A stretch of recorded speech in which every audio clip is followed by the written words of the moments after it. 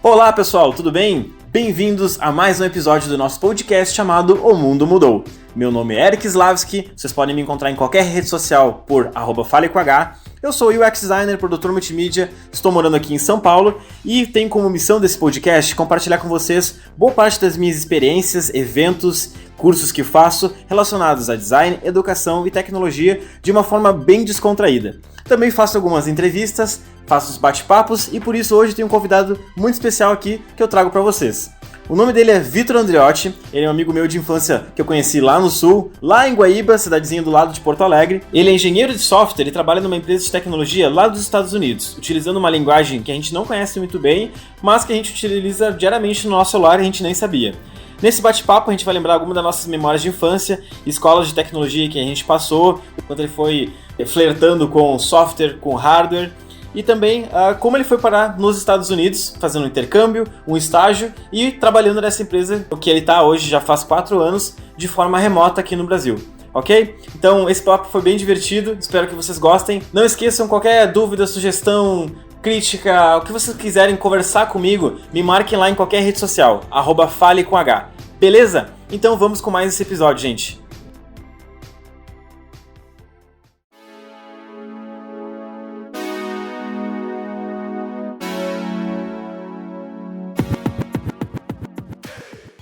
Vitor, vamos lá. Como é que a gente se conheceu? Vamos voltar um pouquinho. Quer falar disso mesmo? Eu não ia... Tu levou pra lá, hein? Eu lembro só de uma história que a gente tá... Bom, assim, ó. Então vamos lembrar a história. Hoje eu estou com 26 anos, Vitor está com... 25. A gente se conheceu lá quando tinha 16? Foi 2008. Como é que foi, Vitor? Tu lembra? Então, eu... Vamos lembrar um pouco de histórico do pessoal. Eu tava no primeiro ano de ensino médio e esse foi o primeiro evento de anime que eu fui na minha vida, né? O meu tio, que também era meio que um amigo meu, assim, né? Íntimo, porque ele tem uma idade próxima. Ele pegou e falou, ele já tava indo em alguns eventos. Falou, Vitor, não quer ir comigo no Anime Extreme, que é o principal evento aqui de Porto Alegre? Deu então, eventão lá no sul, né? Então, eventão, era um... Se o cara era otaku, você tava lá já olhando... Tinha que tá no Anime Extreme. Quem a gente olhava na época? Naruto? Não era Death Note, Naruto, sei lá, era o que tava dando. Era Dragon Ball. Dragon Ball, não, e não tinha...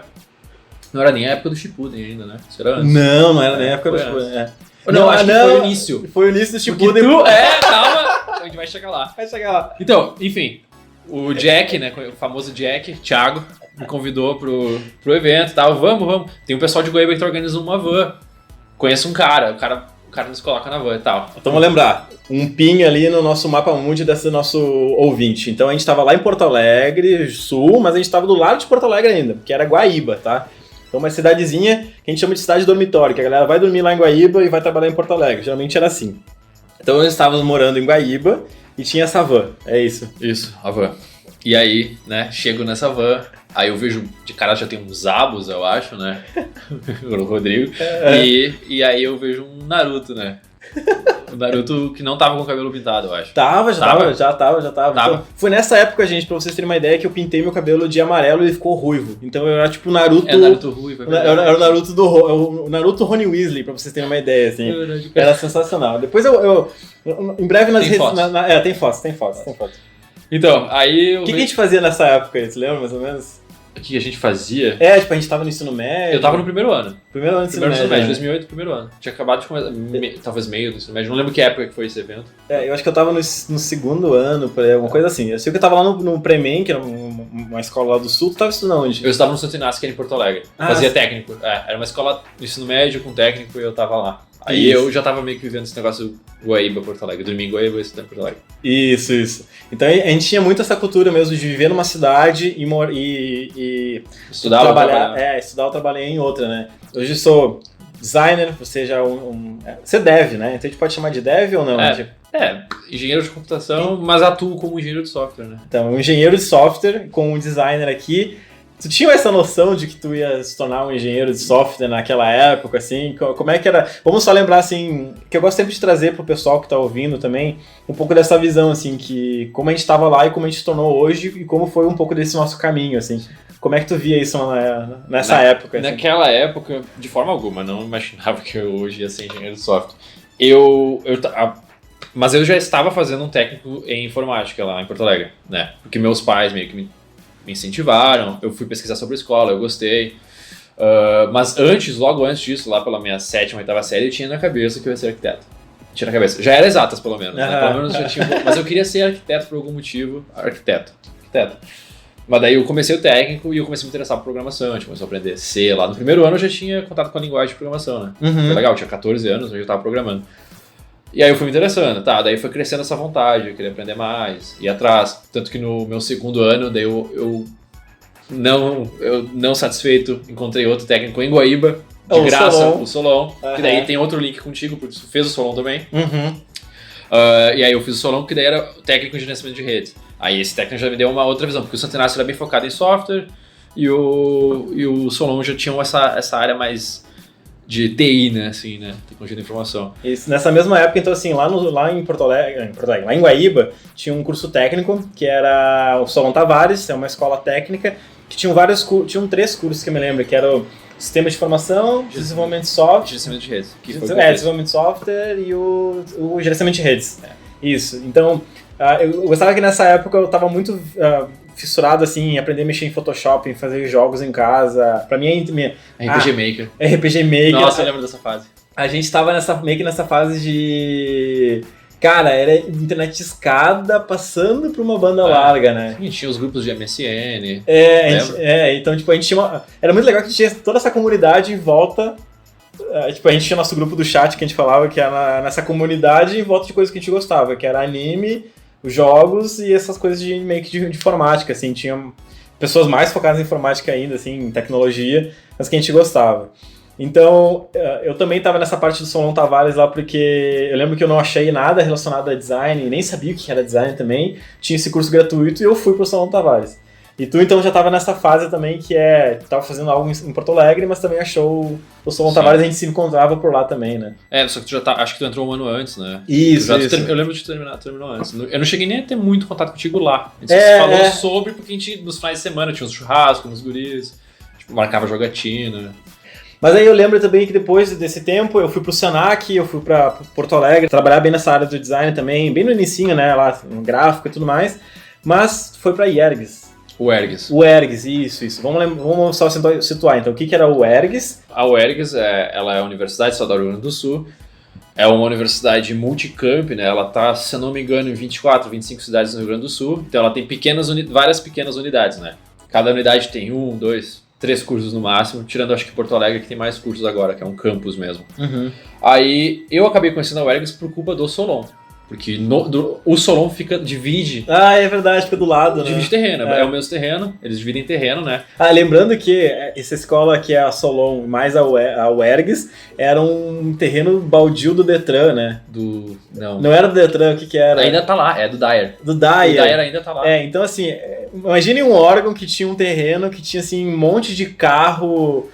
Placa de carro, eles faziam placas também lá. Placas de carro, um monte de coisa assim antigo, e que o terreno foi abandonado e fizeram uma escola e uma universidade no lugar. Então assim, a gente estudava, o prédio era bem legal, era bem diferente assim, mas na nossa visão de janela era pra um monte de carro abandonado no meio da mata, assim. Então meio que Resident Evil, assim, na nossa visão. Aí eu acabei conhecendo a UERGS por estar do lado do Solon e também porque muitos dos professores do Solon eram alunos da UERGS. Aí eles tinham esse trabalho paralelo, né, que era dar aula no Solon. Aí eles foram me falando sobre a UERGS, a universidade gratuita, o ingresso era pelo Enem, eu na verdade acho que eu fui a primeira turma que entrou pelo Enem. Que da hora. Aí eu fui no Enem, fiz o Enem, consegui entrar na UERGS. Não, vamos voltar um pouquinho, né? Aí a UERGS, o curso de Guaíba é o curso de engenharia, era engenharia de sistemas digitais, né? Engenharia de sistemas digitais, isso. Aí como eu tava em redes, daí lá no Solon a gente teve um pouco de contato com as placas, a gente teve alguma instrução de circuitos, né? Eu comecei a me interessar por hardware. Aí tu vê, né? Tu já desviou, né? Sim, engenharia de sistemas digitais é um foco em programação de hardware, basicamente. Vê esses circuitos, vê uma parte da engenharia elétrica, mas é uma programação bem baixo nível. E eu, naquela época, naquele momento, me sentia assim, não, eu quero trabalhar com baixo nível. Não quero trabalhar com alto nível. Porque no Santo Inácio eu vi alto nível. E eu não... Deixa eu só situar. Alto nível é fazer mais o software software mesmo? Software, tipo, linguagens de alto nível são linguagens que estão mais próximas da camada de aplicação, que é a camada do usuário, né? Entendi. É o que tu enxerga, tá mais próximo do usuário final. E as linguagens de baixo nível são as linguagens que conversam com o hardware mesmo, né? Que Sim. vão usar binário, vão usar um assembly, por exemplo. E eu estava interessado nessa área. Eu queria programar placa. Achava legal. E aí eu ouvi a UERGS me interessou. Só que dentro da UERGS, a UERGS começou com esse processo de migrar de curso, né, para engenharia de computação. A engenharia de computação já traz um pouco do alto nível. Aí agora, hoje em dia eu trabalho com alto nível, né? Sou engenheiro de software, mais ou menos, trabalho com linguagem de servidor. Dentro da...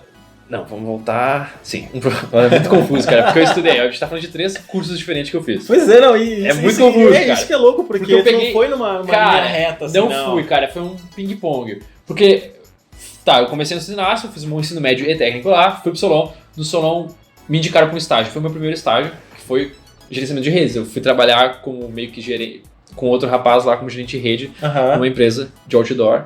Era em Eldorado o estágio, a matriz ficava em Eldorado. Aí eu fiz esse estágio, aí eu vi, não, cara, eu não quero trabalhar com eles. Naquele estágio eu já senti que não via aquilo assim como um futuro, sabe? Tipo, eu não via como é que eu podia inovar aquilo. Eu estava mantendo alguma coisa, né? Tava mantendo tudo funcionando. Eu poderia, tipo, ajudar um pouco nas melhorias, contratar serviços e tal. Mas eu não via como eu poderia produzir algo que agregasse, né? Seguindo a área de redes. Sim, mas aí tu já tinha uma meta mais ou menos assim do que tu queria fazer. Bom, tu tava falando, né? Que tu já queria trabalhar algo com... Tava se apaixonando pelo hardware ali. Isso, mas aí eu estou falando do Solon, um pouco antes da UERGS esse estágio. Foi durante os técnicos. Tá, daí eu tava ainda com esse hardware no back-end, daí eu me apliquei na UERGS, só que durante a UERGS, um professor do Santo Inácio tinha uma empresa, uma startup dentro da URGS. E essa empresa era de software. Aí eu entrei aí eu comecei a trabalhar e estudar na UERGS. Tipo, em todo o tempo, depois que eu comecei a trabalhar, não consegui parar mais. Tanto que o pessoal falava que era meio insano, porque eu tava fazendo faculdade pública, que tem uns horários muito quebrados e tinha dias que eu tinha aula de manhã e de tarde, 4 horas. Dia inteiro de aula. Só que daí esse meu chefe, que foi meu professor, ele era um cara muito pra frente, ele tinha essa startup e ele deixou eu fazer meus horários flexíveis. Ah, que legal. Aí tinha dias... Bom, tu conseguiu uma abertura. Uma abertura, exato. Daí eu comecei a UERGS e trabalhando com ele. Era meio que um estágio de 6 horas. E aí eu tive contato com linguagem de programação de mais alto nível, mas aplicando em alguma coisa. E lá eles tinham essa pesquisa, que era atendimento com reconhecimento de voz, né? E tu conversar. Os primórdios dessas tecnologias que já estão aqui. Isso aí é um chatbot de voz, né? Tu ligar pra uma central é um bot que vai te responder. E eles estavam fazendo softwares pra isso. Aí eu comecei a trabalhar com testes lá, trabalhava com Java.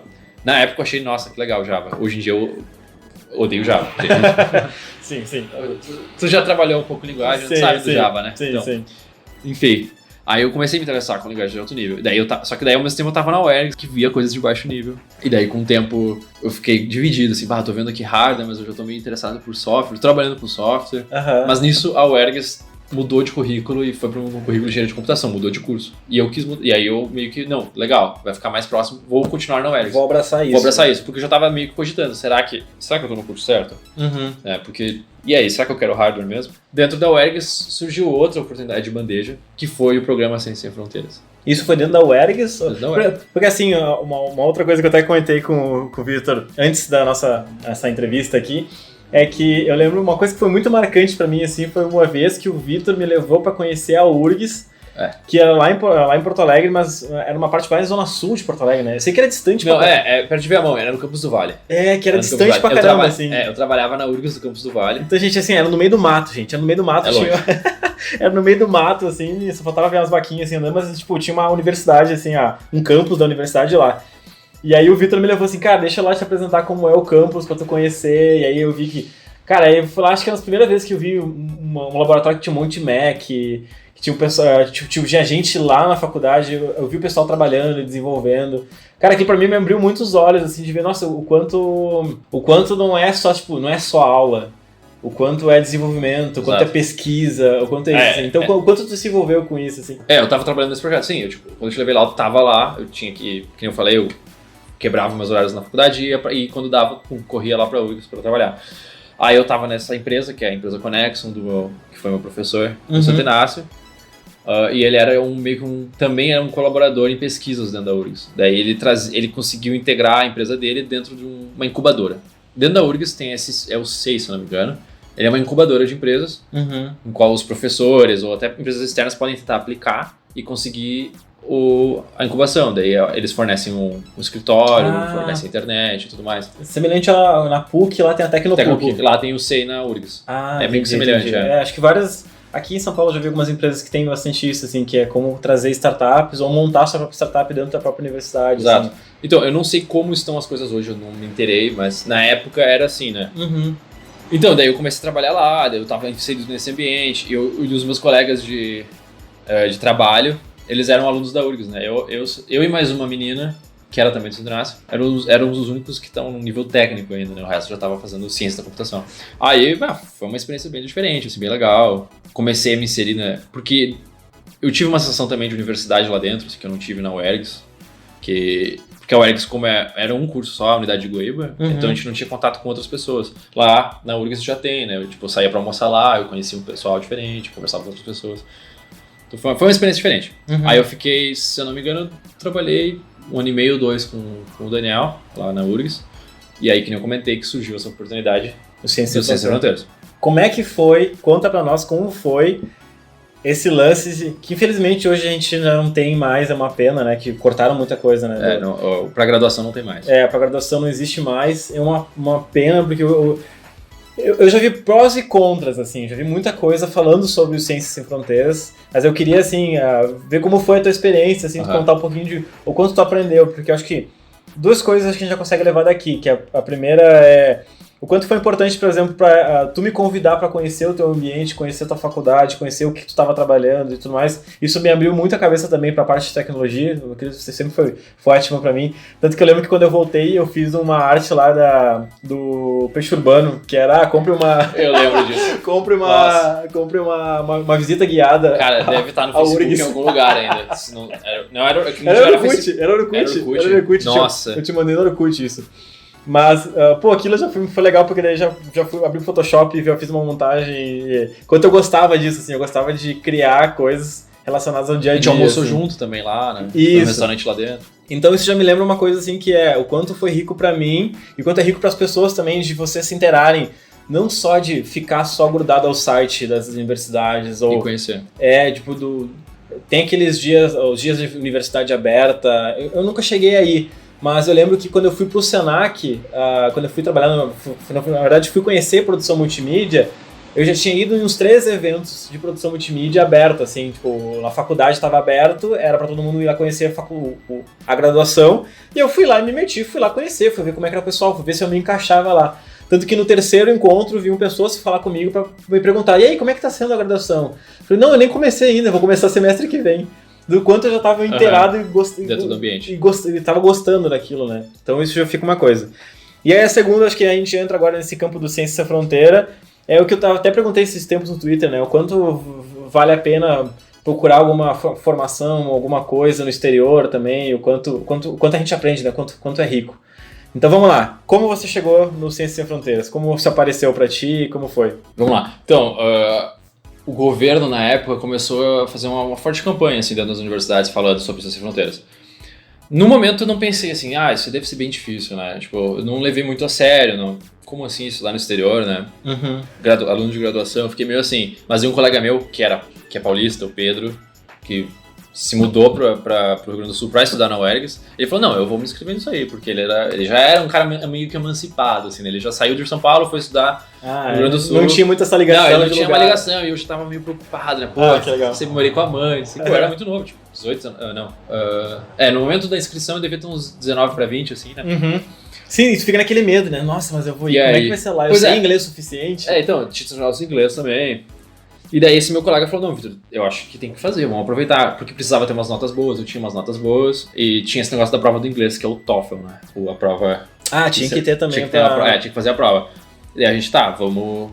Eu não sabia muito inglês, né? O meu inglês era de videogame, de RPG massa. De assistir muito anime, mas muita série em inglês também. Sim. Eu tentava botar legenda em inglês já na época, tipo, meio que me forçava, assim. Sim. Autodidata, total.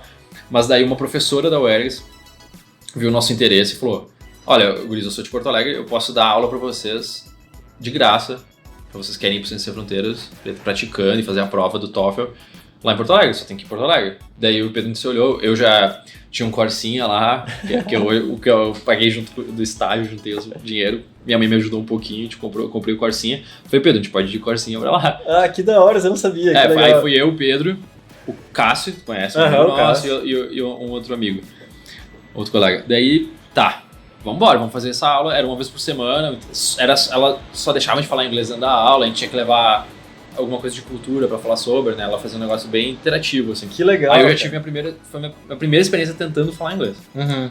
Beleza, daí eu foquei ali, fiz algumas testes de prova, né, do TOEFL.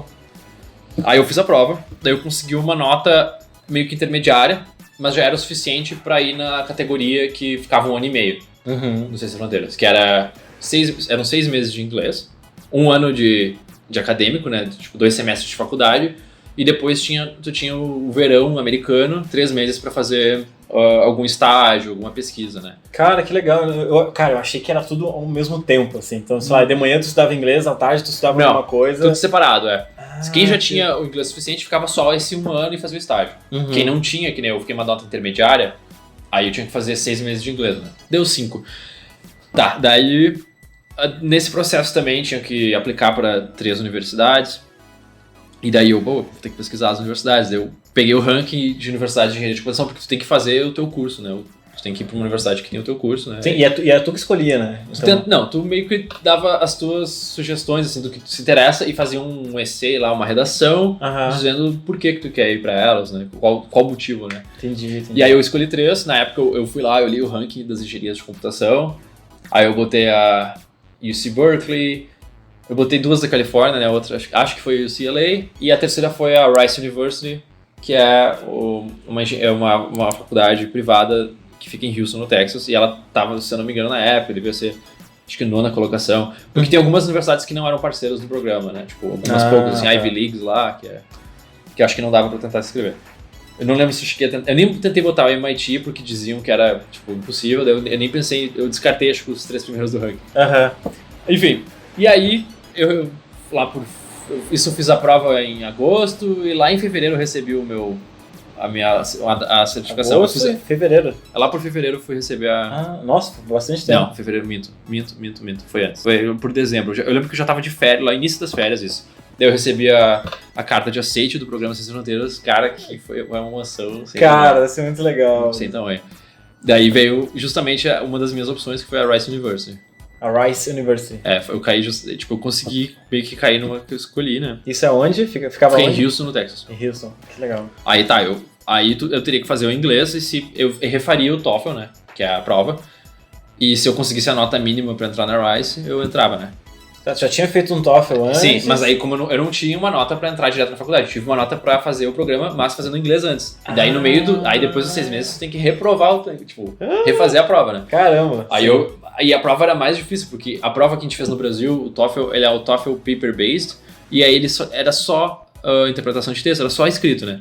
E essa prova que a gente foi fazer depois era o TOEFL completo, que agora eu não lembro a sigla, ele também tinha o speaking e listening. Sim. Então ele já complicava, né? Ficava mais difícil. Sim. Mas, cara, foram 6 meses de pura imersão, assim, o curso foi muito legal. O curso da Rice eram 4 horas de aula por dia, e tu tinha, no mínimo, umas 2 horas de tema de casa pra fazer. Tá, peraí.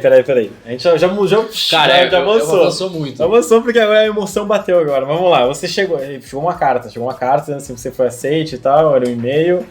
Foi um e-mail, o termo de compromisso do programa, e lá... Tão sem graça, podia ser a cartinha. Hogwarts. Hogwarts. uma coruja entregar pra ti, mas tudo bem. E aí veio o e-mail, você imprimiu esse e-mail, já emoldurou. E aí tipo, não ficou aquele negócio, puta, mas será que vale a pena ir ou não? Cara, não, no momento que eu decidi assim, não, eu vou tentar, eu botei um mindset que não, tem que valer, tipo, eu quero ir. Claro, Mas antes de decidir, assim, aplicar e tal, eu ficava na decisão, putz, como é que eu vou ficar 1 ano longe da minha família?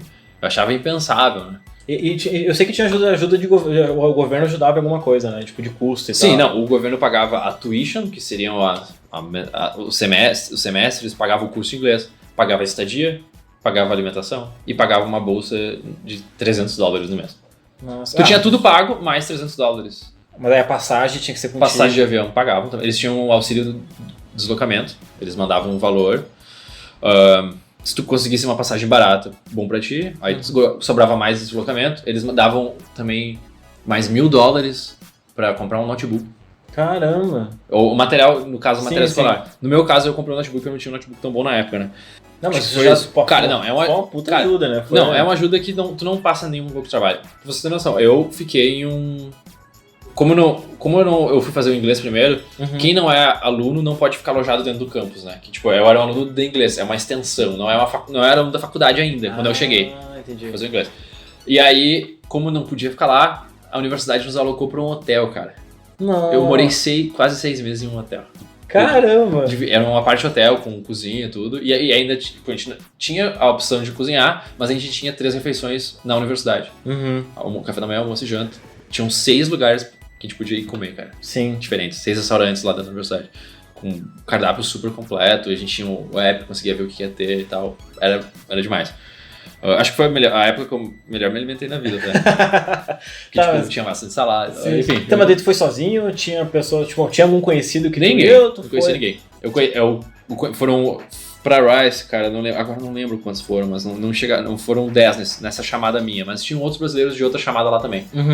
Total de brasileiros na graduação não devia passar de 20 lá na Rice. Daí, essa galera que foi pro inglês comigo, a gente morou todo mundo no hotel, eu dividi o apartamento com mais 2, né? Esse quarto de hotel, né? Comecei a conhecer eles por mensagem, né? Antes, assim, se achou, né? Pela chamada, assim, se achou no Facebook, tipo, que tem a lista, né? E quem foi pra qual universidade, e a gente meio que se achou. Começou a se falar antes. Então você chegou lá, aí como é que foi a separação mesmo? Tu ficou esses 6 meses estudando inglês? Depois, 2 semestres de faculdade, tu escolhe as disciplinas que tu quer fazer na faculdade. Sim. E depois tem o estágio ou o academic training que eles falam, que seria participar de algum projeto de pesquisa dentro da universidade. Sim. Você já tinha ido pro exterior antes? Nunca. Assim, não, nos Estados Unidos nunca. Nunca tinha ido, assim. E aí como é que foi pra tua visão, assim, tipo, do cara lá de Guaíba, depois que chegou num lugar lá que era... nos Estados Unidos! Cara, é inacreditável, você, tipo, ter quase que acesso ao futuro, sabe? Tu não se sentir medo de estar com o celular na rua, tu vê as coisas um pouco mais organizadas e tal. A visão de um país de primeiro mundo. E eu ainda fiquei numa universidade privada, caríssima, né? Tipo, a tuition dela passava de 30 e poucos mil dólares por semestre. Era uma universidade bem cara. Então eu tive acesso a uma coisa que eu nunca imaginei ter na minha vida, né? Eu lembro que a gente até comentou em outro momento também sobre essa diferença de estudo Brasil, diferença de estudo lá. Que era um ritmo meio que... Aqui a gente já achava... Bom, tu mesmo comentou aqui. Tu tinha horário flexível, tu tinha estágio, tu era andando mil coisas, era pegando corsinha e estudar inglês. Ok, esse é um ritmo já que pra nós tipo, já começa... É o que a gente faz. É o que a gente faz. E quando chegou lá, como é que era? Era outro ritmo? Era a mesma coisa? Era mais tranquilo? Era mais fácil? Lá começa que tu é um full-time student, tu não pode ter outra atividade paralela, a não ser algum que eles chamam de part-time job dentro do campus, alguma coisa de pouquíssimas horas e tal, trabalhar num coffee shop e tal, durante o curso, mas tu não, porque é bem intenso. Tu tem várias aulas durante a semana e a carga de estudo fora de aula é muito grande, uma coisa que não existe, simplesmente não existe aqui no Brasil. A gente tem, por exemplo, 4 horas de aula lá que tinha na UERGS, e os professores tentam passar tudo que pode cair na aula, tudo que pode cair na prova, era passado na aula, né? E o foco era estudar e fazer essa prova e passar na prova. Esse é o foco, pelo menos na UERGS foi assim. Tipo, um trabalho que outro pra fazer, mas a maior parte da tua nota era prova, né? Sim. E lá nos Estados Unidos já é diferente. Se tu não faz os homeworks, os temas, né, os deveres de casa do paulista, tu não passa, não tem como, não passa. Tu tem que praticar, tu tem que fazer em casa e eles cobram muito, vale nota. Tu não passa sem fazer uma senhora carga de temas em casa. Mas isso tinha alguma coisa assim... A gente já vivenciou várias vezes isso, assim, de fazer tema de casa que não tem nada a ver, assim, que puto, não acredito fazendo isso e tal. Tu via que lá tinha alguma coisa assim Não, tinha uma ligação, tu aprendia. Tu, na verdade, o professor não te ensinava, assim, como resolver uma questão, assim. Se tu tivesse uma dificuldade, tu marcava um horário com ele, porque eles tinham o que eles chamavam de horários de atendimento, office hours. E aí tu ia lá nesse horário que ele estava disponível e tirava tuas dúvidas dos exercícios, porque na aula a maioria não explicava como resolver um exercício, né? Ele passava o que eles chamam de lecture, que basicamente é uma palestra, cara. Ele fica 55 minutos palestrando. Uma coisa diferente já é que, por exemplo, a aula era 8 da manhã. 8 da manhã, em ponto, ele olhava pro relógio assim e começava a falar. 8 em ponto. Caramba. Bateu 8 e começava a falar. Não interessa quem não tá, não sei. Sim. Ele começa a falar. E aí acaba exatamente no horário. Ele não se estende. Ele faz de tudo pra caber o conteúdo naqueles 55 minutos. E já aconteceu, cara, do professor mandar e-mail antes falando: pessoal, desculpa, eu peço desculpas, mas eu vou me atrasar de 2 a 3 minutos. Nossa. Já aconteceu isso, cara, pra você ter noção. O professor avisou que ia atrasar 2, 3 minutos. No Brasil, nossa, né? Sim. Não, e a gente vê. Não existe isso. Sim, a gente vê muito disso, né? Mas como é que foi a tua percepção disso, assim? Porque hoje a gente fala muito sobre essa coisa de educação, de uma aula ser mais conversa, de estudar mais por vídeo, por aula híbrida e tudo mais. Bom, lá tu teve uma vivência bem diferente, que foi uma vivência bem lecture, que a gente falou, bem palestra, o cara falando, tu tinha muito trabalho de casa, muito trabalho sozinho. Falou muito coisa de trabalhar em equipe também, né? Tinha muito trabalho em equipe também, eu cheguei a comentar agora, mas comentei contigo antes. Sim, tem muito trabalho em equipe, tem muito trabalho em dupla, eles fazem bastante coisa pra tentar fazer os colegas interagirem. Mas vamos e lá, aprender junto. É o trabalho de equipe do eu seguro o cartaz? Ou eu, tipo, não. O que tu fez? Não, eu seguro o cartaz lá e tu apresenta. Como eu escolhi minhas disciplinas, eu escolhi disciplinas bem técnicas da engenharia. Sim, tu escolhi então. Eu escolhi, e aí eram aplicações mesmo, né? Tinha que desenvolver coisas ou até circuitos, né? Sim. Desenvolver. Eu lembro que uma hora bugou minha cabeça, assim, porque eu sempre fui muito apaixonado por tecnologia, até hoje eu sou bastante também. E só que aí uma hora que bateu pra mim foi a parte mais do design, front, experiência, o que poderia aprender mais com experiência, com usabilidade e tudo mais, com conversar com pessoas, mas eu sempre ainda continuei me acompanhando no ritmo de tecnologia, o que está sendo nova, a linguagem e tudo mais. Só que teve um ponto que, por exemplo, eu estava aqui, já estava há um bom tempo, já estava trabalhando com designer pleno, e chegou aquele ponto, deixa eu dar uma olhadinha na programação, deixa eu dar uma olhadinha no desenvolvimento depois. E aí tu olha assim, putz, mas lá, a gente foi lá, 10 anos atrás, onde a gente estava lá, eu estava estudando uma outra língua, eu estava estudando outras linguagens, outras coisas. Quando se olha para o momento de hoje, cara, é React, e aí vai de Python, e aí vai de milhões de outras coisas, assim. Como foi, tu vai escolhendo mais ou menos uma linguagem, e aí acho que daqui a pouco a gente já chega na linguagem que tu acabou trabalhando e conhecendo, uma linguagem que eu até nunca tinha ouvido falar, e que o pessoal, como tu disse, o pessoal usa no seu dia a dia e não conhece. Como é que foi isso, assim, de tu escolhe a linguagem, tu vai escolhendo, essa linguagem mais usada, tu mesmo falou do Java aqui, dessa treta aí, eu vejo muita gente falando mal, mas muita gente defendendo muito, como é que é? Então, eu acho, na verdade, que o foco do cara que quer ser desenvolvedor, ele tem que entender lógica de programação primeiro, porque quando tu, na verdade, aprender paradigmas, né? Tu tem que entender o paradigma bem, e depois tu tenta aprender X linguagem, mas tu tem que dominar um paradigma. Isso é essencial, é dominar como programar. E depois tu começa a converter e traduzir para outra linguagem. Mas eu imagino, eu penso assim, porque hoje em dia, a qualquer momento uma linguagem pode ficar defasada. A própria linguagem que eu trabalho, ela é uma linguagem pública, mas já existe, digamos assim, um fork dela, né? Outras vertentes da própria linguagem, públicas também, e que começou a sair e virou uma outra linguagem. Eu já teria que estudar se eu fosse querer programar nela, apesar de ela ter saído da mesma linguagem que eu comecei. Né? Então, eu acho que sim, tu tem que tentar se especializar em alguma coisa, né? Vai ser dependendo da tua demanda, mas o foco, eu acho que é dominar os paradigmas de linguagens, né? Porque a todo momento, a qualquer momento, pode mudar, tu pode ter que trabalhar com outra linguagem, tua empresa pode ver assim, não, esse sistema a gente vai ter que reescrever e vai ser nisso. Eu acho engraçado, assim, que às vezes a gente parece que tá em caminhos diferentes, assim. Então, por exemplo, tu tá num caminho bem a parte de desenvolvimento mesmo, e eu tô num caminho mais front ali, bem antes até do front, que é mesmo uma concepção de um produto, concepção de uma ideia, e falar sobre negócio também, mas que no fundo, para mim, às vezes muda, às vezes é Adobe XD, às vezes é Sketch, às vezes é Figma, muda sempre as ferramentas, mas sempre a entrega vai ser como eu entrego a melhor experiência para o que o usuário ou o cliente vai utilizar aquela ferramenta e que isso gere negócio, gere algum lucro, gere alguma experiência boa para todo mundo.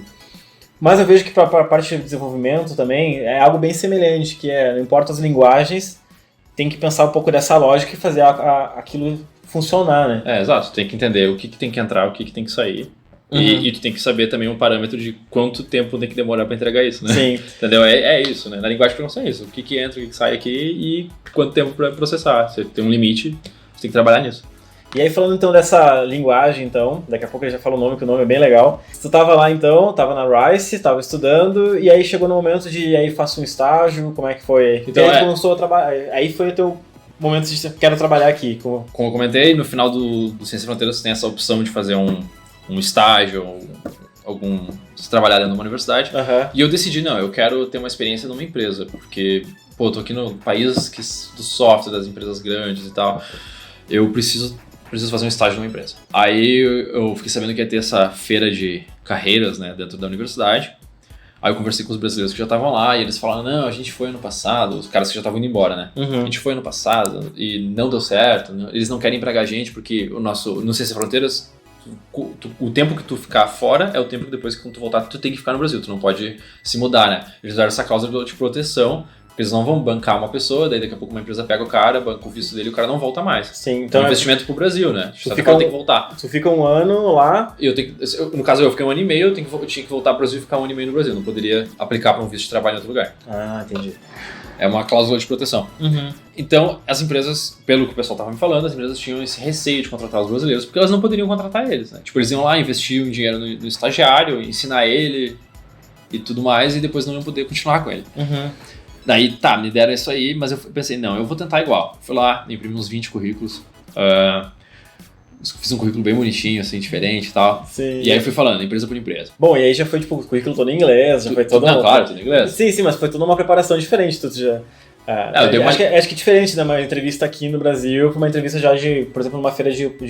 É uma coisa bem mais dinâmica. Uma feira diferente. Eles pegam o teu currículo e fazem algumas perguntas bem simples, assim, tipo, vão só vendo se tu realmente se enquadra no que eles estão procurando e já te cortam bem rápido, né? No meu caso, eu tive conversas longas com várias empresas, mas daí chegava no momento que eles perguntavam, e eu vi que tu é brasileiro, o teu visto tem algum problema, assim, de tentar te efetivar? Eu, putz, tem. Ele, pois é, a gente não tem como a gente pegar um estagiário que a gente não pode efetivar depois e tal. Eu fui fazendo e tal. Daí eu cheguei a acabar os meus currículos. Tive que ir na biblioteca, imprimir mais, voltei pra feira. E aí eu já era dentro da academia, né? Daí tinham várias quadras de basquete, tudo dentro desse prédio, né? Um prédio bem grande. Eu tava lá indo já tava no final da feira, algumas bancas já estavam desmontando, sabe? Sim. E aí eu vi uma empresa lá, um carinha lá, ainda tava lá em pé, tava sozinho. Eu passei por ele, me chamou, fui. E era a empresa que hoje eu trabalho, né? Spoiler alert. Eu conversei com ele, ele falou, eu trabalho com uma empresa de desenvolvimento e tal. E eu já meio que, vou me antecipar, já vou falar que eu sou brasileiro e tem esse problema do visto, né? E ele falou, não, mas a gente tem trabalhadores remotos. Talvez não seja um problema. Vamos fazer uma entrevista. Aí ele me marcou a entrevista comigo para 2 dias depois. Eles foram na própria universidade me entrevistar. Nem fui até eles. Sim. Eles pegaram uma sala lá e me entrevistaram lá. Aí eles entrevistaram outras pessoas também. Sim, eu lembro que tu concorreu com mais outros americanos. Tipo, outros americanos também concorrendo, né? Tipo, bastante gente. Aí eu fui na entrevista, assim, nervoso, puramente inglês. Eu já tava bem confortável com a língua, porque eu morei 1 ano, eu dividi quarto com um americano, né? Isso eu muito, fiquei muito amigo dele, tipo, a gente manda mensagem até hoje um pro outro. E isso me ajudou muito, a imersão me ajudou muito. Daí eu tava confortável com a língua, mas eu tava nervoso, assim, porque, né, eu queria muito, né, conseguir um estágio e parecia quase que a única chance, assim, né, porque nem eu comentei, o pessoal já tinha me avisado, mas eu insisti. E só lembrando, caso tu não conseguisse um estágio, aí tu já voltaria antes? Se tu não conseguir nada, tu pode voltar antes. Mas dentro da universidade tem várias pesquisas que tu poderia simplesmente trabalhar como voluntário, isso já conta. É o que eu ia acabar fazendo, sendo, não consegui um... Sim, um caminho meio comum, então, é fazer algo dentro da universidade. O meio comum, normal, o pessoal é colaborar em algum projeto dentro da universidade. Entendi. E como eu comentei, muitos nem são pagos, né? Acho que a maioria que estava comigo lá não recebeu nada. E esse estágio que eu estava procurando era pago, cara, numa empresa. Aí eu fiz a entrevista, o cara já começou arrancando, a linguagem que a gente trabalha lá no back-end é Erlang. Conhece? Deu? Não. Eu já me apavorei. Putz, não sei a linguagem que os caras trabalham, né? Aí ele, não tem problema. Ninguém conhece. Aí ele foi me explicando da linguagem, né? Ela é uma linguagem que não segue nenhum paradigma convencional que é ensinado em aula e nem nada, né? Eu não tinha visto na faculdade, nada do gênero. Pra quem é programador que tá ouvindo, pensa que é uma linguagem que não tem variável. Começa aí. Eita, tá, então isso já é uma coisa bem importante. Ela não tem variáveis, por quê? Porque ela segue um preceito matemático, e na matemática, quando tu diz que x é igual a 1, tu não pode ir lá depois e dizer que x é igual a 2.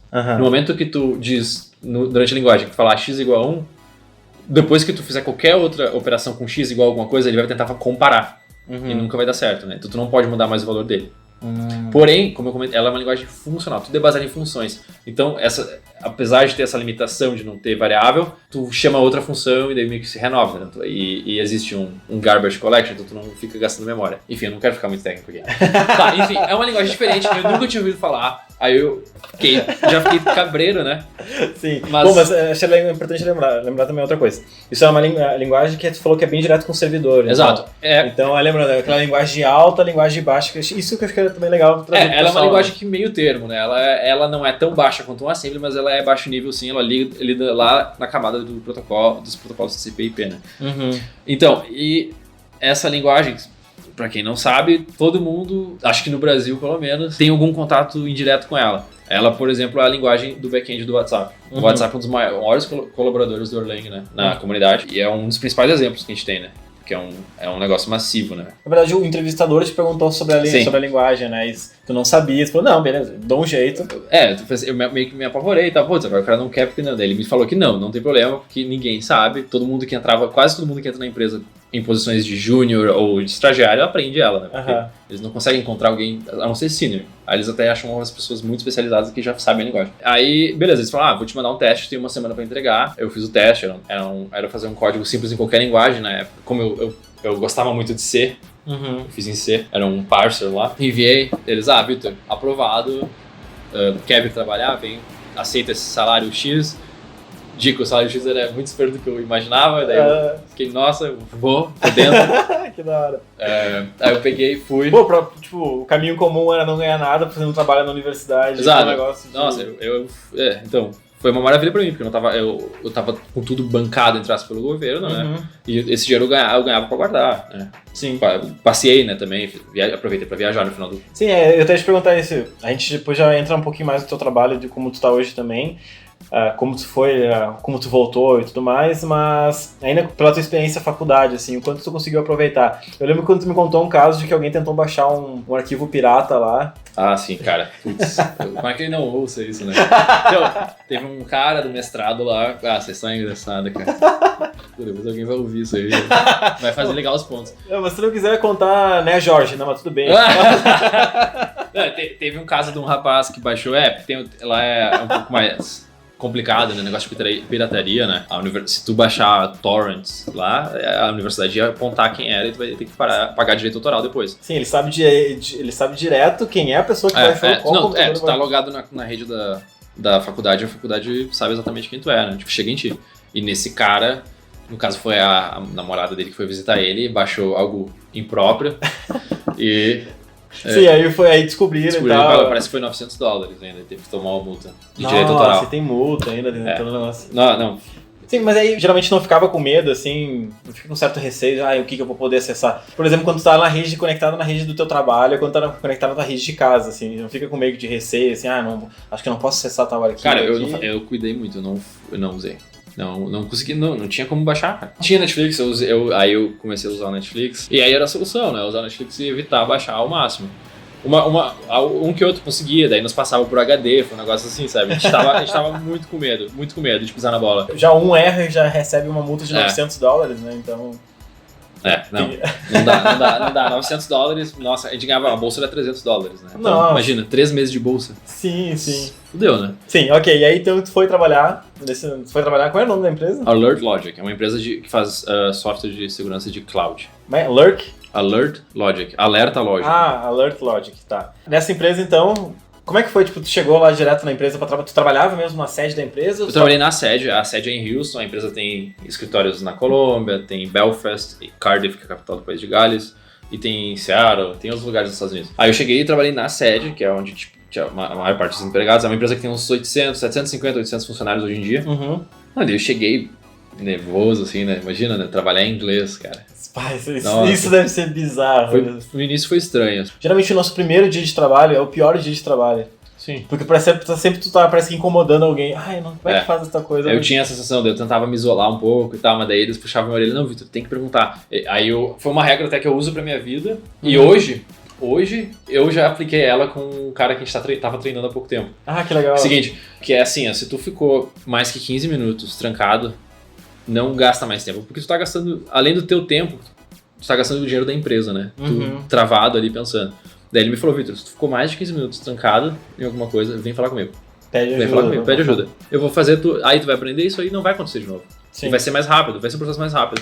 E isso funcionou, sabe? Eu comecei, mas daí eu incomodava ele, né? Tipo, várias vezes no dia eu ia lá, pô, me ajuda aqui, não sei o quê. E aí hoje em dia eu fiz a mesma coisa com esse outro rapaz, tá? A gente tava treinando, tudo agora remoto, né? Porque eu trabalho remoto. E eu vi que ele não tava me perguntando nada. Eu falei, como é que tu tá aí? Ele, eu não sei como fazer isso. Eu falei, quanto tempo tu tá preso? Ele, faz umas 4 horas. Eu, não, cara. Vem falar comigo. Não tem problema. Dele, mas eu não quero incomodar. Não tem problema. Daí eu mesmo vi que eu acho legal ensinar. Porque eu aprendi também, né? Porque às vezes o problema que ele tá tendo é um problema que eu não tenho tão comumente, daí eu aprendo com aquele problema dele, sabe? Eu acho fantástico ajudar, eu acho fantástico ajudar. Que isso me ajudou também. Agora, hoje em dia eu sou engenheiro pleno na empresa, né? Eu fui estagiário, aí no final, que eu não contei, né? No final do estágio, eles me ofereceram trabalhar remoto, né? Eu nem sabia que isso ia acontecer, realmente. Sempre tu entra nessa esperança, né? Você pode acontecer. Na verdade, eu nem pensei, eu achei que ele me comentou aquilo, tá? A gente tem um brasileiro, eles tinham um brasileiro trabalhando remoto. Não. Um cara, sabe? De Passo Fundo, que tava 10 anos com eles.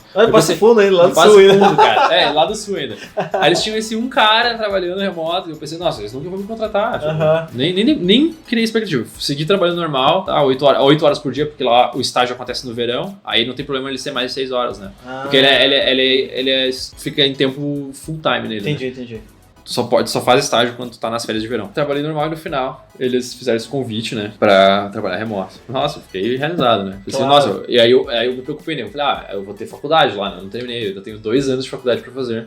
É verdade. Tinha isso. Nossa, é verdade. Tinha 2 anos aí. Aí eu falei, olha só, eu vou ter aula, vocês têm problema com isso? Eu vou ter aula em horários quebrados e tal. Daí eles, não vamos, porque...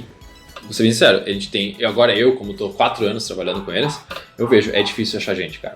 A gente passa muito trabalho.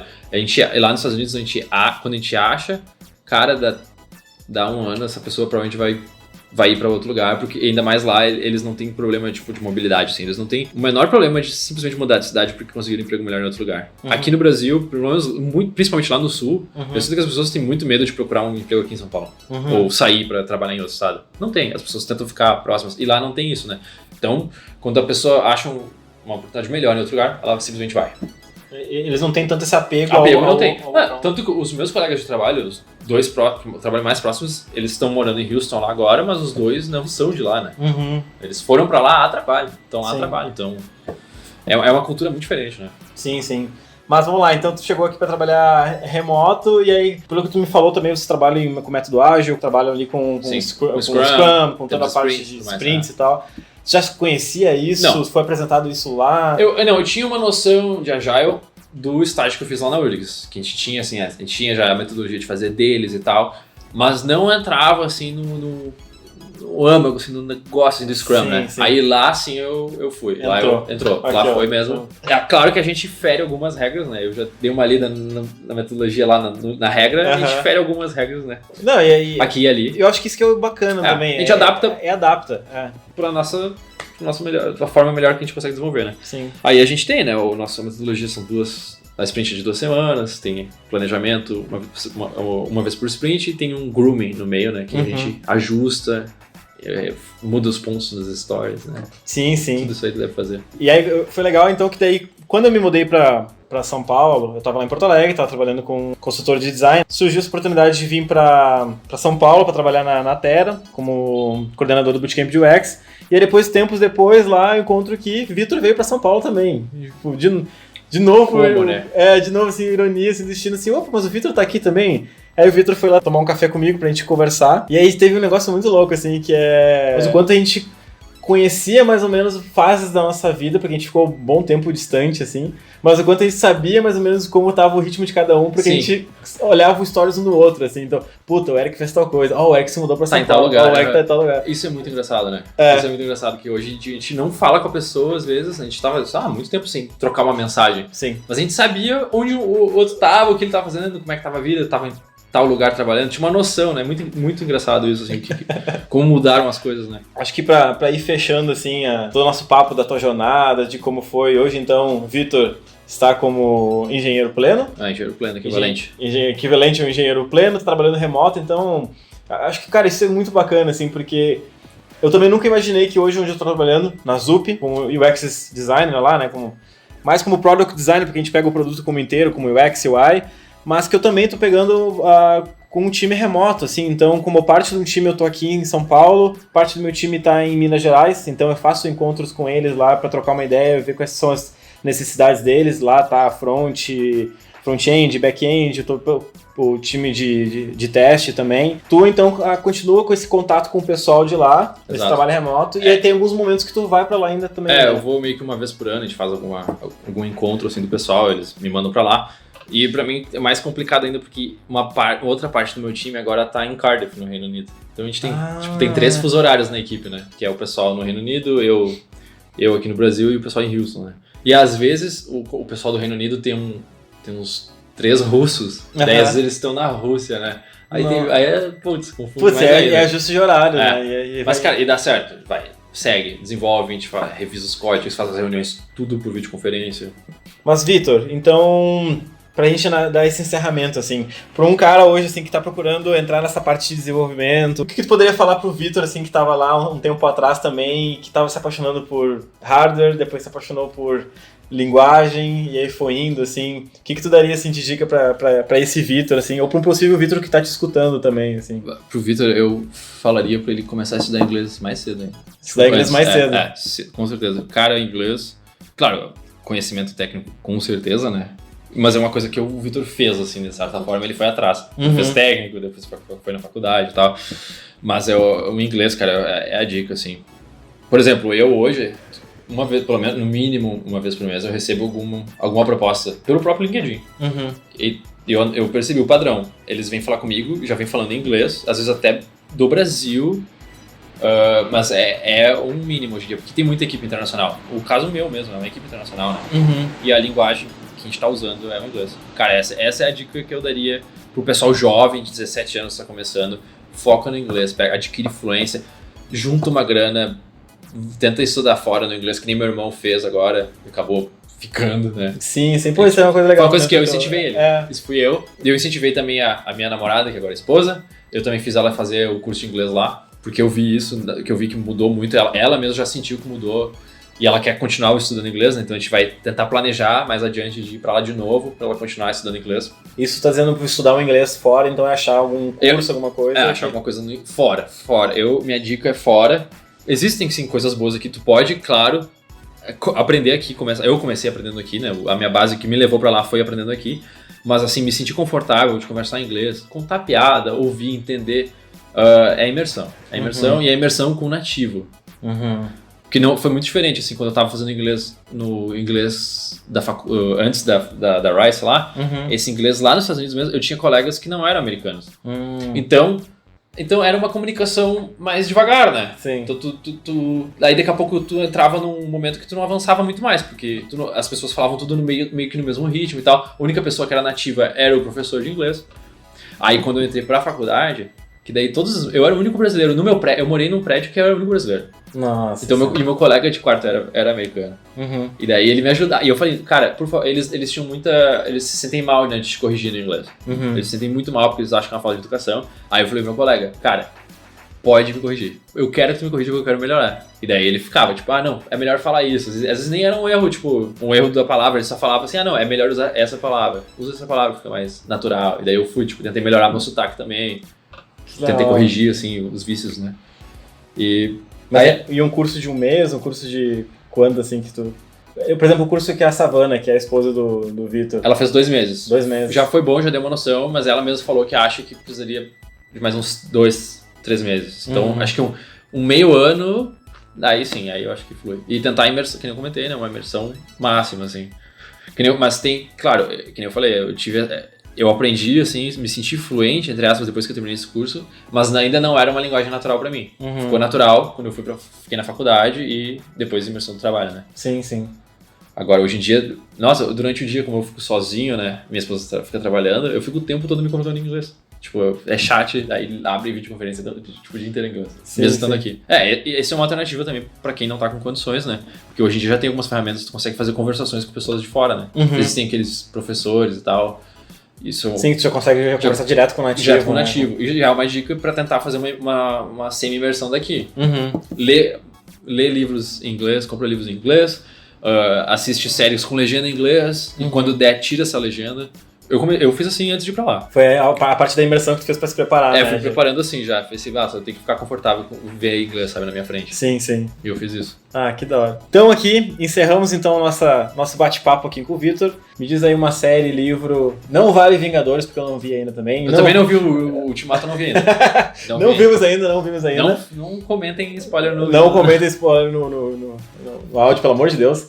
Mas também não vale Game of Thrones, que agora vai chegar... Game of Thrones é too mainstream, né? Muito mainstream, muito mainstream. Eu gostei muito de Sex Education, uma série do Netflix. Ah, eu não vi. Cara, é uma série bem interessante, que seria muito bom o Vitor do passado, bem jovenzinho, assistir também. Ah, é? É uma série bem legal. Sei lá, eu fiquei com medo de ser aquele negócio meio adolescente. Ela é um pouco, mas ela passa uma mensagem muito boa. Muito boa. É uma mensagem bem legal que seria interessante os jovens assistirem. Daí eu achei legal. Então, já que a gente tá falando de dicas pra jovens, jovem saindo do ensino médio, cara, é interessante, é uma série bem legal.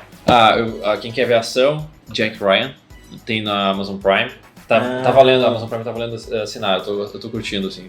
Tá saindo algumas produções próprias. Cara, achei muito bizarro, porque eu assinei o Netflix, aí eu dei pra mãe, assim, mãe, ó, tá aqui o Netflix, vamos assistir junto, e ela, mas então eu assinei o Amazon Prime, então tá aqui a licença. Ela assinou o Amazon Prime, cara? Ela assinou o Amazon Prime. Nossa. Então ela tá curtindo um monte, porque tem mais filme atual, mas não tem as produções Netflix, né? Mas agora eles estão investindo pesado em produção própria também. Sim. Cara, vai ser uma briga, né? Tipo, é a nova TV, né, cara? Sim. É a nova TV. Tem a própria Warner, né, e a Disney vai entrar nessa guerra, né? Uhum. Tanto que a Netflix correu, né, na frente pra tentar fazer as produções da DC. Sim. Tu viu, né? Já tem umas produções DC, né? Sim. Porque a Marvel, eles vão tentar pegar tudo que é da Marvel pra eles, né? Sim, sim. Não, e tem um negócio louco também agora. Cara, um papo muito massa, assim, que eu tive com um amigo de trabalho enquanto a gente almoçava, sobre esse mercado, assim, de... Antes tu perdia muito tempo no Pirate Bay, no Popcorn Time lá, procurando, achando legenda e tal coisa. Nossa, olha que coisa mais amada. Veio o Netflix, vai entregar tudo que eu preciso. Hoje, como é que é? Nossa, tem o Netflix, mas tem Amazon Prime, mas tem Hulu, tem isso, HBO tem aquilo, tem HBO Go. Nossa, o que eu vou fazer? Vou pro Pirate Bay de novo. E aí que aconteceu esse lance louco, que é... Alguém me falou assim, nossa, os serviços de streaming estão virando as novas TVs a cabo. Que daqui a pouco vai surgir alguma coisa em que vai, tipo assim, deixa eu colocar, armazenar todas as minhas coisas num serviço como se fosse um serviço a cabo, assim. Então seria um streaming, um bundle de todas essas... Um bundle de todos esses streamings. O que a Apple fez o Apple TV Plus. Ou seja, tu paga lá agora pra Apple e ela armazena todos os teus serviços de streaming num lugar só pela própria Apple TV, né? Cara, é absurdo. Bizarro. É bizarro. Eu tô me segurando com essa Apple TV aí, cara. É muito serviço de streaming que eu tô pagando mensalmente. E de ferramentas, assim, de coisas que tu tá utilizando no teu dia a dia, assim, de app e tal. Tu cede mais pra Android, cede mais pra iPhone? Como eu sou 100% Apple hoje em dia. Eu era Android, cara, 100%. É porque no trabalho eles forneceram o equipamento, o Mac, coisas, né? Uhum. E aí foi meu primeiro contato, né? Sim, quando eu comecei aí começa... Cara, e depois que tu começa... E daí eu tava com o Mac... Aí eu comecei a ganhar dinheiro, né? Eu falei, eu tô com o Mac, eu vou comprar um iPhone, né? Uhum. Vou tentar um iPhone, porque eu tinha, na época, o Galaxy S3, que, cara, só durou 2 anos, ficou muito capenga. Uhum. Aí eu peguei o iPhone e me apaixonei. Tipo, cara, ele não te dá aquela flexibilidade, quem é muito, eu gosto de fazer tudo customizado e tal, não dá. Mas eu gosto de valorizar o cara da UX da Apple e por que ele pensou nisso. Eu fico tentando, tipo, vou dar esse biscoito pra ele aqui e eu vou achar, não, ele escolheu assim porque deve ser melhor e tal. E a Apple realmente bloqueia essas customizações ali. Quando eu vi um amigo meu, hoje eu sou usuário Android, eu só uso um Mac pra trabalhar. Porque... Por que tu não cede pra Apple? Hã? Por que tu não cedeu pra Apple? Por que eu não cedi ainda pra Apple? Parte foi por preço ainda, Com certeza, porque ainda eu tô naquela assim de, putz, mas quando eu mudar, eu vou pra um... um iPhone 7 ou para um 8, nossa, mas o 10 tá muito caro, o que eu faço? Mas assim, ó, é muito chato, assim, quando tu trabalha com design, e principalmente tu trabalha com experiência, e aí tu vê que um amigo teu tá projetando numa plateia para 200 pessoas, dá alguma coisa na tela do MacBook, e ele pelo smartwatch clica na tela do smartwatch e faz o computador voltar e desbloquear e voltar pra mesma tela que tava. Fala, caralho, eu quero muito isso. Cara, e esse é o problema. Eu não acredito nisso. Quando tu pega o gosto pela Apple, cara, que nem eu, tipo, não estão vendo, mas eu tenho o Apple Watch, cara, e eu fui lá e eu comprei também o AirPod. Sim, agora eu fiz um primeiro investimento que vai chegar na segunda-feira pelo Mercado Livre, num Amazfit, o Beep, que é aquele pra controlar batimento cardíaco, todas essas coisas. Por que eu comprei? Porque a minha mãe me pediu, filho, eu quero um pedômetro. Quero uma coisa pra controlar meu batimento, mas principalmente o quanto eu caminho, quanto eu faço essas coisas. Porque eu achei muito legal que um professor meu, quando ele me mostrou o Apple Watch dele, ele me mostrou, olha aqui, ó. Aqui pelo meu Apple Watch, eu tô com a minha esposa e a gente tá meio que duelando por semana o quanto a gente tá caminhando e quanto a gente tá se exercitando. Então a gente meio que faz um gamification entre eu e ela com os nossos Apple Watches. Nossa, que legal. E aí eu fiquei pensando, putz, mas aí pensando em outros cenários, outras coisas. Esse Amazfit que vai ter todo esse... um reloginho pequenininho, vai conseguir ter esse controle pra minha mãe. E ela vai conseguir sincronizar com o celular e ela compartilhar esses dados comigo. Então, mesmo ela estando lá em Guaíba, lá no sul, eu vou acompanhar ela pra ver tipo, quanto ela tá caminhando, andando, todas as coisas dela. Aí eu puxo a orelha. Mãe, não tá, essa semana tu... Exato, só que antes de entregar pra ela, porque depois, faltam uns meses pra eu ainda ver ela, eu vou utilizar ele pra acompanhar toda a experiência de como é utilizar, pra mapear... pra ver como é que os apps trabalham com esse dispositivo do Android também. E, cara, é bizarro, mas hoje no serviço que que a gente tá trabalhando, são 80% dos usuários é Android. E aí, então, a gente mesmo assim trabalha com iPhone, pensando nas telas e experiências para iPhone, né? Mas a grande massivo, a gente não pode esquecer, é o Android, né? Claro que não, né? Então, no Brasil, então, é a massa, né? Quantos por cento? Como é ser um cara assim que nem tu de UX, daí tu fica muito crítico, assim, quando tu abre um app? Quão chato tu fica? Nossa, eu acho que é semelhante ao pessoal que vai em restaurante, assim, e começa a olhar cardápio, aí já olha pra namorada e fala, nossa, olha essa fonte que ele usou, nossa, você nem vê a comida. É assim com o app. Eu sou assim com uma página na internet. Puta que pariu. Sim, aí quando tu vai e faz assim um scroll e a animação, tipo assim, o bonequinho, a ilustração se mexe. Falo, meu Deus, eles pensaram nisso. Claro, isso eu tô vendo só de experiência de trazer bem-estar pro usuário que vai utilizar. Então ele vai lembrar assim, putz, eu tenho esse, mas eu tenho esse que eu me sinto muito melhor, eu me sinto mais completo utilizando. Vou pra esse aqui. Nem, existem vários aplicativos de inglês, mas o Duolingo te entrega uma experiência muito da hora. Né? Que é uma experiência super divertida, ainda lúdica e com gamification ainda. Os outros ainda sempre tentam dar essa meio cópia. Vamos tentar ser tipo Duolingo, né? Então tem essa dualidade. Mas uma coisa que o Vitor me falou, então pra gente encerrar esse papo aqui, é que o Vitor está usando muito o Rappi. É verdade. Como é que é essa tua vivência com o Rappi? Cara... Só pra gente encerrar esse assunto e dar essa dica pro pessoal também. Porque eu sou bem daqueles caras hipsters que vai assim, nossa, eu quero ir na feira, mas eu tô indo no mercado e vou escolher tal produto, vou ver tal coisa. É o cara que é acostumado a ir no Zafari, no Sul, e ficou 1h30. Era o que eu fazia, né? Eu tava morando em Porto Alegre com a minha esposa lá e a gente era viciado em Zafari, cara. A gente amava Zafari.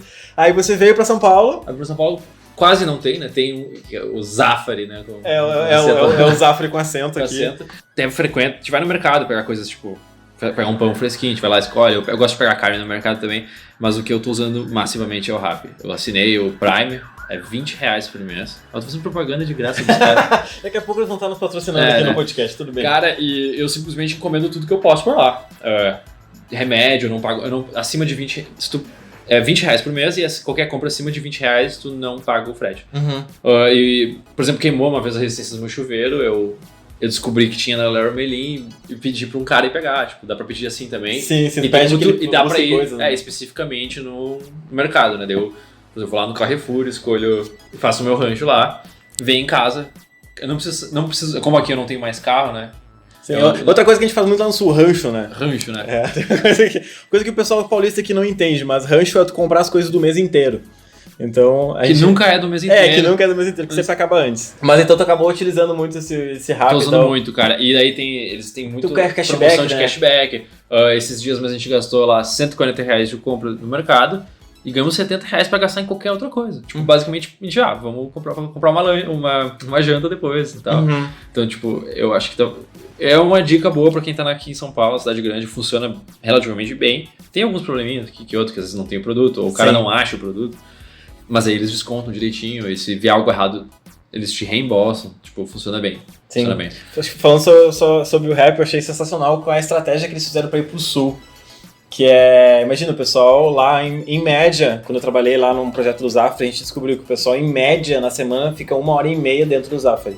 Então as pessoas vão realmente pra ficar, que tanto que a gente fala lá no sul, né? Vamos ali dar uma voltinha no Zafra. A gente não fala vamos no mercado. O pessoal até não entende isso, que a gente gosta de passar tempo dentro do mercado. Gosta de lá. E aí quando eles foram lá pro sul, eles foram junto com o bairrista e fizeram várias campanhas pra tentar, tipo, ser gaúcho também, então, tipo, ser um rap gaúcho. Nessa semana, eu fui num meetup em que era falar sobre marketing, sobre growth, e tava lá um cara que é responsável por pensamento em growth, pensamento de teste rápido de marketing do próprio Rap também. E aí, pra vocês terem uma ideia só do negócio, olha só, já aqui no Brasil já teve um exemplo de buscar o próprio noivo. Então, assim, a noiva pediu pra buscar o noivo pelo Rap. Já teve a pessoa que perdeu a chave de casa e ele pediu pra outra pessoa ir lá buscar a chave de casa pra ele. Isso acho que é mais natural, as pessoas esquecem a chave e tudo mais. Mas o que eu achei mais da hora é que uma pessoa, ela precisava fazer um exame de endoscopia. Mas ela não queria preocupar a mãe dela, dizer assim que o exame precisa de um acompanhante. Ou seja, ela contratou pelo Rap um acompanhante pra ir fazer o exame de endoscopia com ela e depois ir embora e tal. Então, realmente, acho que isso fica um papo para um próximo podcast, que é o quanto esse mercado e esse mundo de tecnologia está nos impactando também no nosso dia a dia, seja como Rap, seja como patinete a fuzel aqui em São Paulo, seja como Uber e assim vai. Mas nos despedimos aqui hoje. Vitor, muito obrigado pela participação. Capaz, né, guri? Bem capaz. Bem capaz. Foi um prazer, cara. Obrigado pelo convite. E aí, espero que vocês tenham gostado desse nosso bate-papo aí sobre todas essas experiências e coisas legais. Então fica a dica aí pra nós, fica a dica pra você aí. Como é que está seu inglês? Você anda estudando inglês? Você já saiu do seu intermediário? Fique pensando aí na sua próxima... Fique com isso aí no seu pensamento. Um beijo no coração. Não esquece lá de comentar e nos seguir lá com @FaleComH. Vitor, onde é que as pessoas te seguem também? Agora eu comecei a usar o Twitter, cara. Tá usando o Twitter? Voltei assim, devagarzinho e tal. Tô me desligando do Facebook completamente, tanto que eu perdi o aniversário do Eric, cara. O Facebook era a minha forma de saber o aniversário das pessoas e agora eu não tô usando. Então Twitter é @Vitor.Andriotti. Beleza, então vai estar na descrição aí do nosso canal para vocês conhecerem o Vitor e descobrirem mais o que ele anda assistindo e anda acessando e sobre o mundo do desenvolvimento também. E um grande beijo para vocês e até o nosso próximo programa.